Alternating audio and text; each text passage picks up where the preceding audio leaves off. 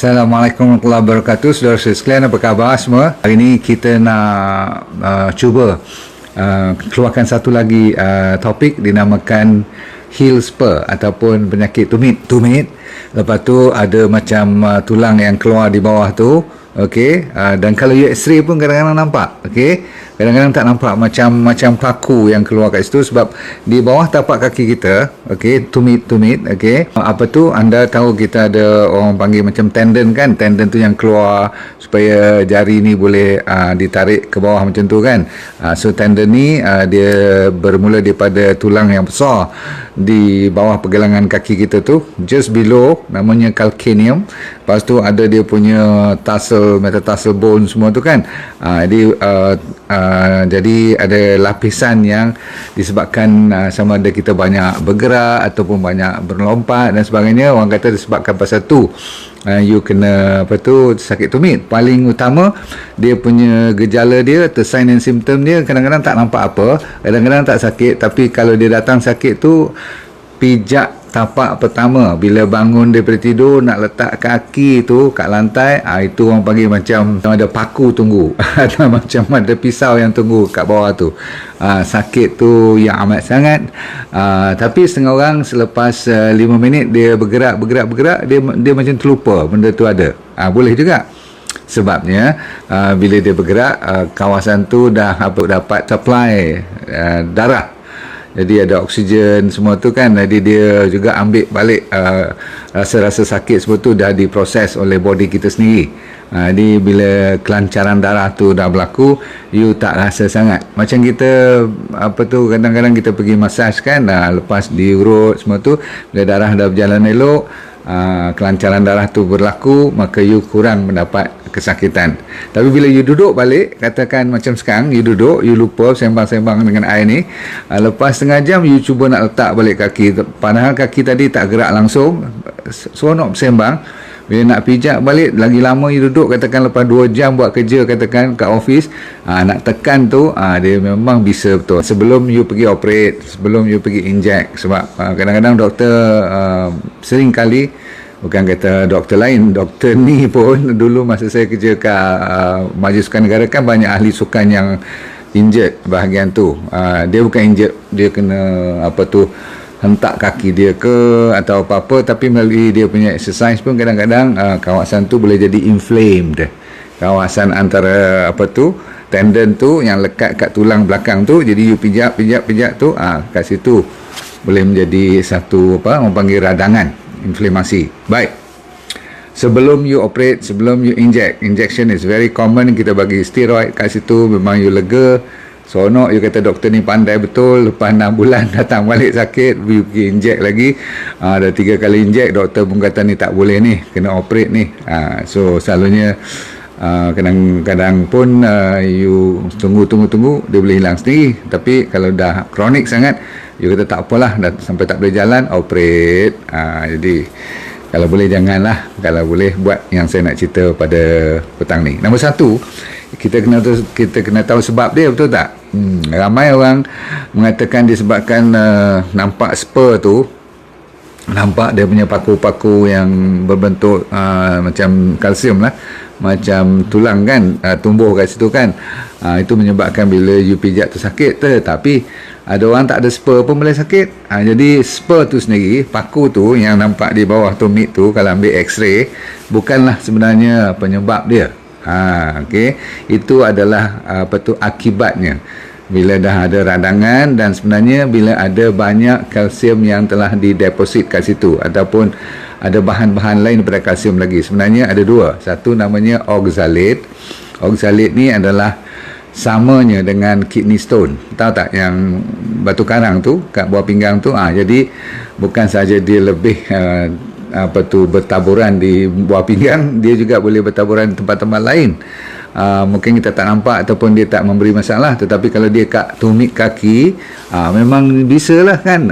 Okay, so kalau sikit-sikit you tak nampak oxalate ni, kalau banyak-banyak you akan nampak macam tumbuh yang orang kata spur tu. Spur tu maksudnya macam paku-paku kecil-kecil tu.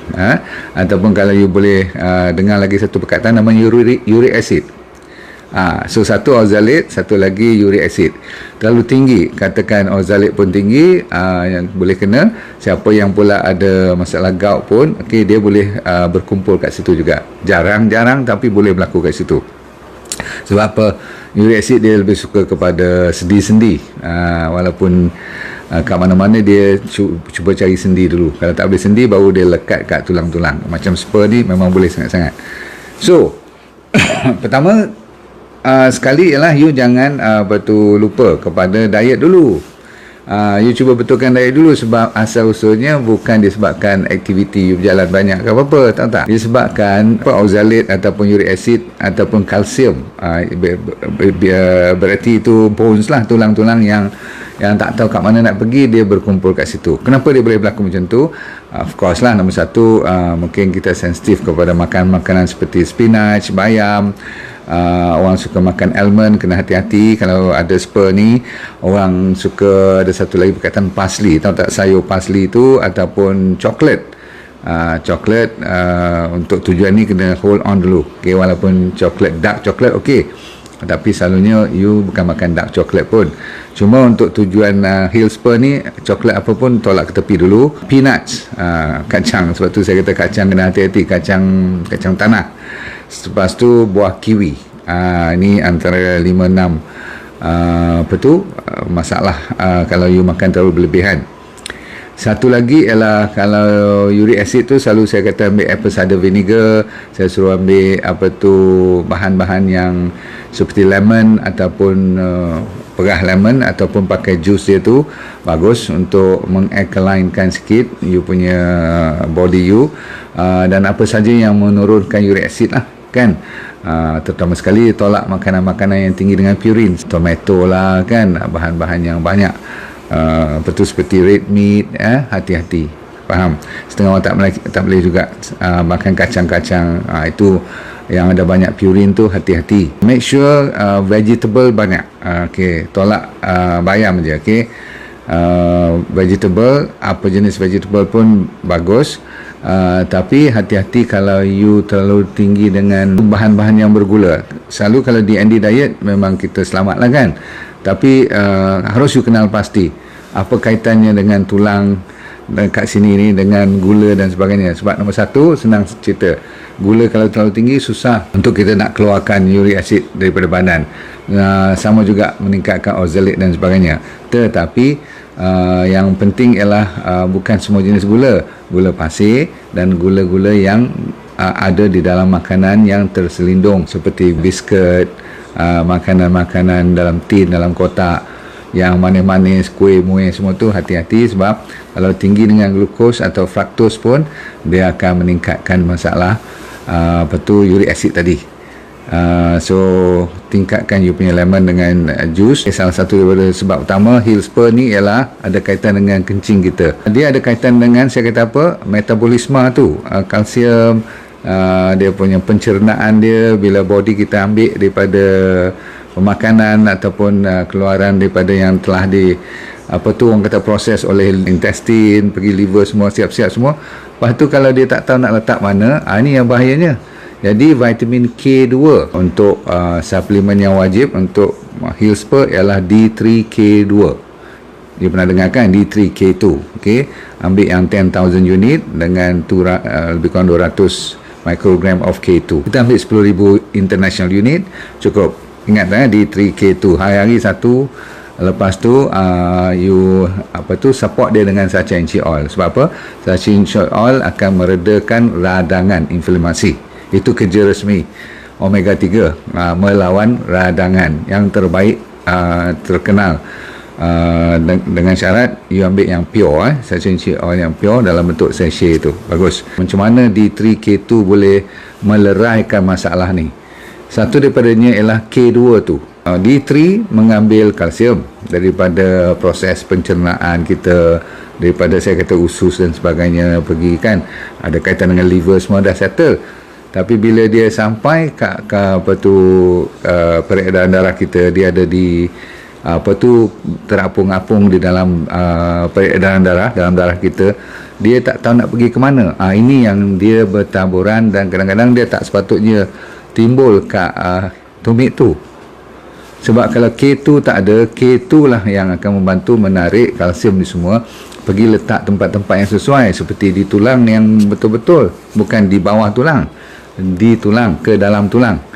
Bau tulang kita tak jadi reput dan sebagainya, faham tak? Okay? So dia ada kerja dia. K2 selalunya kalau dia cukup dalam body kita, dia tak akan menyebabkan taburan tempat-tempat yang bukan-bukan, termasuklah kat tumit tu. Dia bukan ubat, tetapi dia merupakan mineral yang terpenting, K2. Okay? So vitamin D3 dengan vitamin K2 tu is very very important. Okay? Satu lagi, bagi mereka yang stomach acid terlalu rendah, orang tua-tua selalu jadi macam ni, orang dah 40-an 50-an ke atas, bila dah pension, stomach dia pun dah mula kurang acid. Bila kurang acid pun boleh menyebabkan masalah yang macam ni rupa. Okay? Sebab apa? Digestion dia tak boleh proses, terutama sekali protein. Protein ni akan nanti bertukar wajah, menjadi masalah seperti apa saya kata tadi, ke arah menyebabkan ada asid yang berlebihan, senang kristal tu terbit ataupun tumbuh. Dia macam tumbuh. Kalau body kita ni terlalu acidic, lain juga kan. Tapi kalau stomach kita pula tak acidic, lain. Body kita tak boleh acidic, tapi stomach kita wajib acidic. So kalau stomach kita tak acidic, dia kena di-alkaline-kan. Dia kena di-acidify-kan. Alkaline pula. Dengan apa? Contohnya apple cider vinegar atau bahan-bahan yang berlemon. Satu lagi, bila you sakit ni, tadi saya nak bagi last sekali ialah apa nak buat masa you duduk-duduk kat rumah zaman PKP, tak boleh pergi mana ni kan. Okay, tak, katakan you malas nak keluar jogging ataupun tak boleh ke pergi jauh sangat kan pada rumah kan. So apa you buat?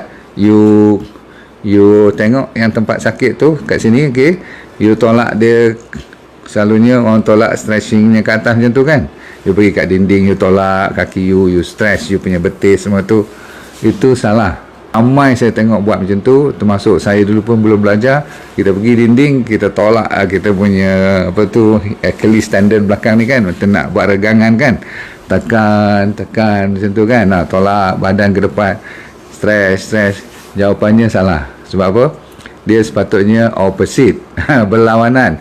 So kalau you bayang kaki kita macam tu kan, kita kena tolak ke bawah macam tu. Okay, stretch ke belakang macam tu. You perasan tak?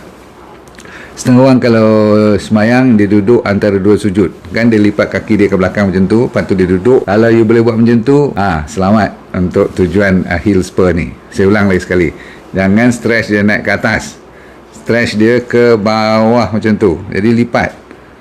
So kalau you duduk antara dua sujud kan, duduk yang elok, pacak kaki kanan. Tapi kalau kita yang dah tak boleh nak pacak kaki dah, selalunya kita lipat ke belakang macam tu, lepas tu kita sit on it. Jadi you punya kaki ke belakang. Faham tak? Boleh buat macam tu tak? Okay, itu satu yang terbaik. Itu yang terbaik. Okay. Lepas itu sambil duduk macam saya duduk dengan you all duduk sekarang ni, ambil kaki you bersilang kat tu, lepas tu you tarik ke bawah macam tu, tarik ke bawah macam tu. Okay. Ke bawah, bukan ke atas. Jangan tolak dia ke atas. Okay. Faham tu?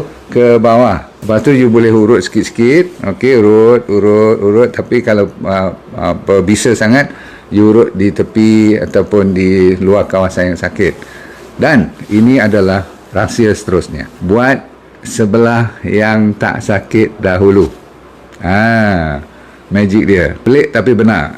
Katakan you dua tapak kaki macam tu tak? Okay, you sakit sebelah kanan katakan. Okay, so selalunya orang pergi tenyeh kat sini lah, betul-betul lah. Orang pergi massage pun, mana lagi bubur minyak ke apa, urut. Padahal kat dalam tu dah merah dah lama dah. Sebab tu sakit kan, bisa kan. Pagi-pagi kenapa dia lebih sakit pada lepas you berjalan 5 minit? Sebab darah tak ada banyak kat situ. Sebab you baru bangun tidur. Faham tak?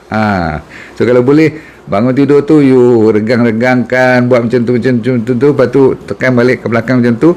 Tapi buatnya sebelah mana dulu? Saya ulang, sebelah yang tak sakit dulu. Jadi kalau sakit belah sini, buat belah sini apa yang nak buat? Nak regang ke, nak urut ke, nak masaj ke, dan urut semua daripada betis, sampai ke depan, terutama sekali depan sebelah tulang kering tu kan.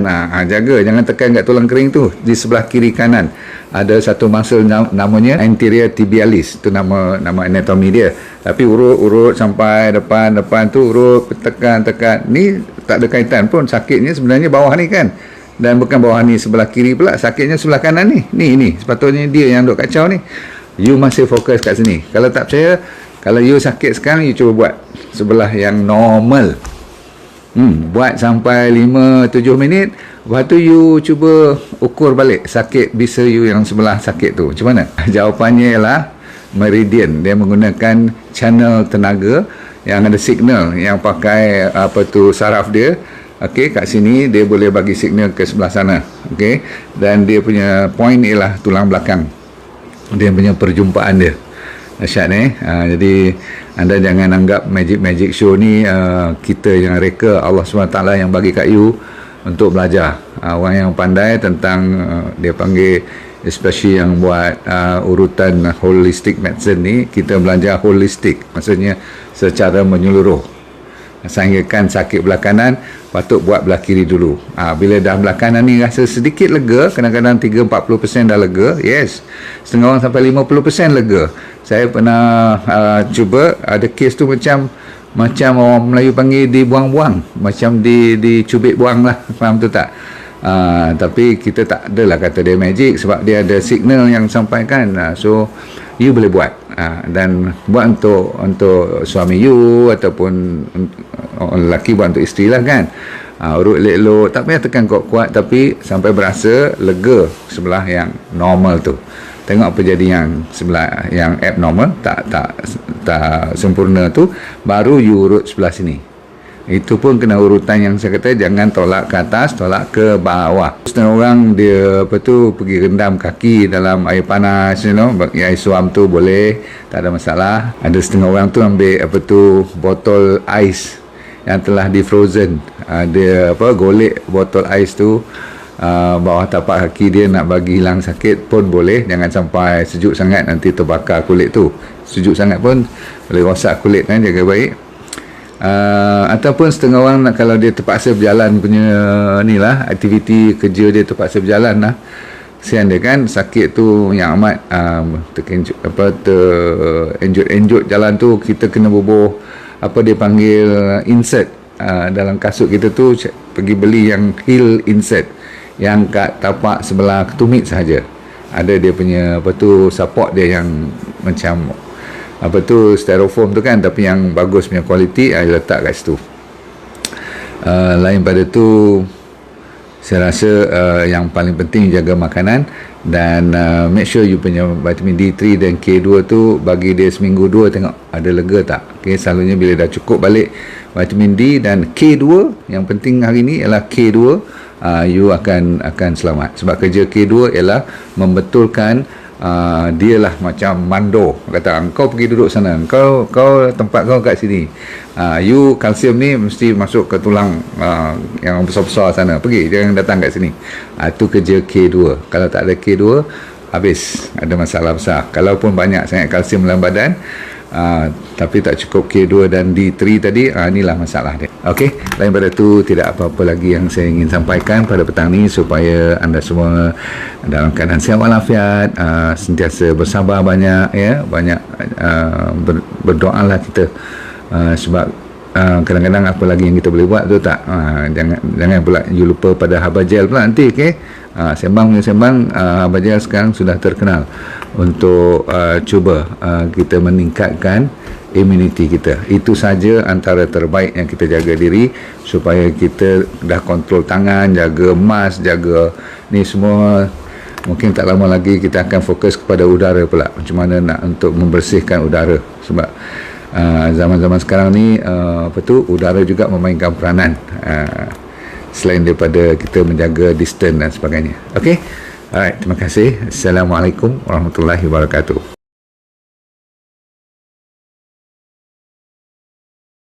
Assalamualaikum warahmatullahi wabarakatuh. Nama saya Dr. Nurdin Darus. Dulu pernah bekerja di Majlis Sukan Negara, Jabatan Psikiatri di University Hospital, dan lepas tu saya buat corporate program. Tapi Tuhan bagi rezeki kat saya untuk kena kanser pada 2001. Bukanlah seronok tetapi pengalaman. Kali kedua saya kena relapse pada 2012. Di pengalaman tu saya nak share dengan anda, kalau anda bermasalah berpenyakit ataupun sama ada dari segi fizikal ke mental, tak jadi hal, asalkan you nak merubah hidup you. Dan bagi mereka yang belum sakit pun paling mustahak untuk mempertahankan, menghindar daripada kena sakit. Tapi insyaAllah dalam program yang dinamakan D&D Well for Life 90 Day Challenge, maksudnya 90 hari punya cabaran ni untuk meningkatkan kesejahteraan dan kesihatan hidup anda. Mau tak? Okey, apa yang dia akan dapat dalam program tu, nanti kita akan ajar teknik-teknik macam mana nak menyelesaikan masalah penyakit dulu secara alami. Kita fokus kepada penyakit yang serius dulu, kanser lah, diabetes, high blood pressure, kolesterol, jantung, untuk autoimun terutama sekali, arthritis, gout, masalah hormon dan sebagainya. Yang penting ialah kalau anda bermasalah emosi pun boleh kita tolong bantu. Yang penting sekali ialah teknik tu. Kita kena bagi kat you dalam masa 90 hari ni, seminggu demi seminggu, saya semacam coach you, iaitu teknik macam 7 day living, teknik 7 prinsip macam mana orang boleh sihat walafiat sepanjang hayat. Kita kena belajar. Orang Okinawa daripada Jepun, apa yang dimaksudkan dengan ikigai, saya akan ajar juga macam mana nak cari hala tujuan hidup. Ramai orang stres sangat sekarang ni, dan kita sediakan doktor-doktor juga untuk bersama bantu you supaya kita semua boleh sama membantu menjadi sihat walafiat, merubah daripada sekarang kepada benda-benda ataupun ilmu yang baru untuk menyihatkan body secara mental dan fizikal. Okey,